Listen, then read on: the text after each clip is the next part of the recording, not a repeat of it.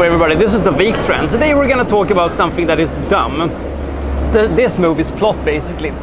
Burt Reynolds is being given the task to transport a load of beers to Georgia because it is apparently illegal to transport beer across the state line from Texas. So he's gonna go to Texarkana and pick up 400 crates of shitty Coors beers, and then he's gonna head back to Georgia with them.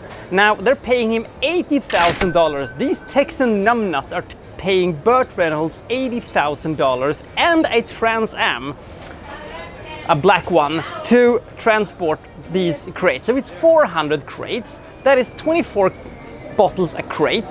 That means that it is 8,600 bottles of beer. $80,000 means that every single one cost $8.31 in 1977 dollars. That is $32 approximately in today's money. That is the price of a okay champagne. Now I wouldn't pay $32 for a bottle of Coors beer. I would hardly pay money for a Coors beer, which is a shitty beer. Don't they have shitty beers in Georgia? Anyway, it's apparently illegal to do so. That's why this is such a thing. Apparently they need lukewarm beer that is shitty in Georgia for some reason. But don't that distract you from the fact that this is a pretty fun movie. We're gonna talk today about Smokey and the Bandit.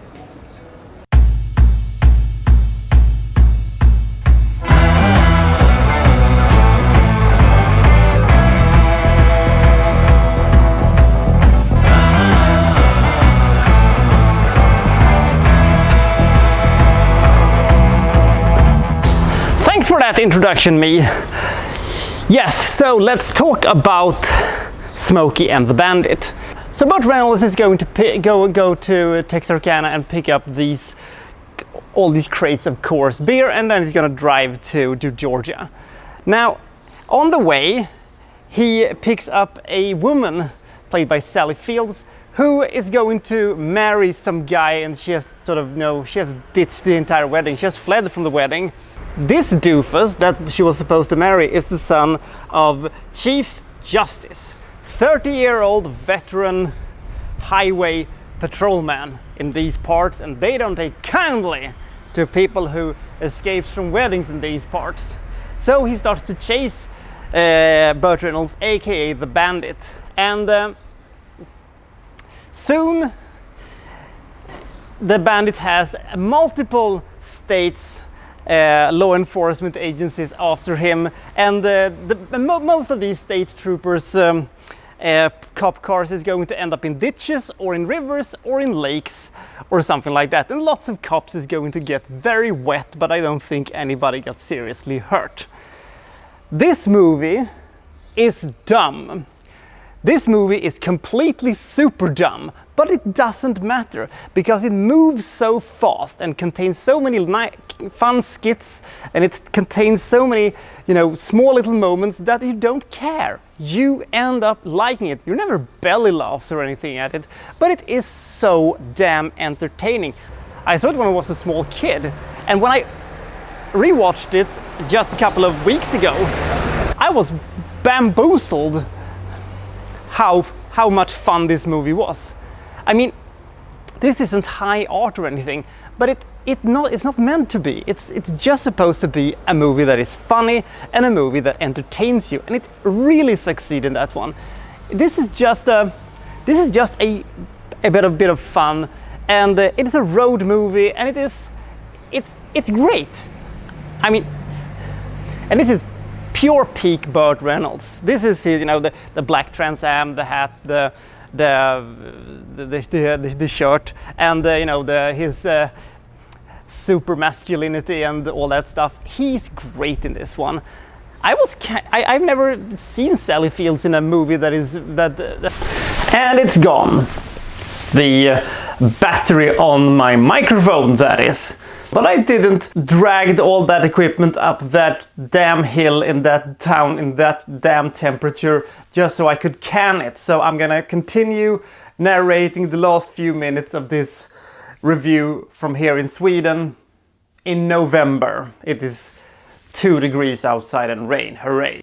So what I was going to say before I was so rudely interrupted by problems with microphones and stuff was that Sally Field, she has of course incredible chemistry with Burt Reynolds, mostly due to the fact that they actually were an item back in those days. And I do agree with Cletus.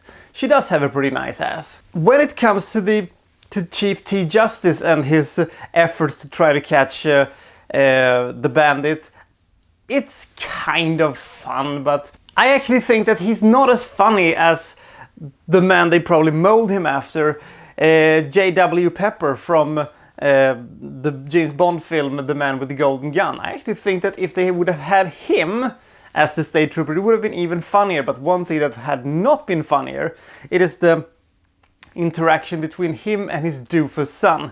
He's really a complete airhead and a complete dunderhead. The sequences between them and their interactions with each other is probably the funniest thing in the entire movie. If you've never seen this movie and just think that this is some kind of a stupid, 1970s comedy with, lots of dumb jokes, that would be a correct assumption, but that doesn't mean that it is bad. It actually means this is a really, really entertaining, fast-paced, and simple movie. I would actually recommend this one. I was actually surprised myself when I saw this one how actually funny it was. And but I wouldn't go out of my way to try to see the sequels because they're not as good.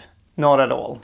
Smokey and the Bandit, by the way, Smokey is is slang for the law enforcement agencies in this movie. I didn't know that. I don't know if it was a term that existed back in the 70s or if it just is a something they came up with. But aside from that, this is a very fun movie. This is a very uncomplicated movie. It's cozy. You just feel like an old pair of shoes that fits quite perfectly, even though it from the outside looks a little bit sketchy. I give Smokey and the Bandit 67 points. I would definitely recommend it if you haven't seen it, because you'll be surprised how actually quite funny this movie is. So that was the salvation of this review, I hope. So jump off into the distance now, because you'll be back soon from, well, so-and-so reviewing, well, such and such. Thank you for watching, thank you very much, and all that good stuff. Goodbye, everybody.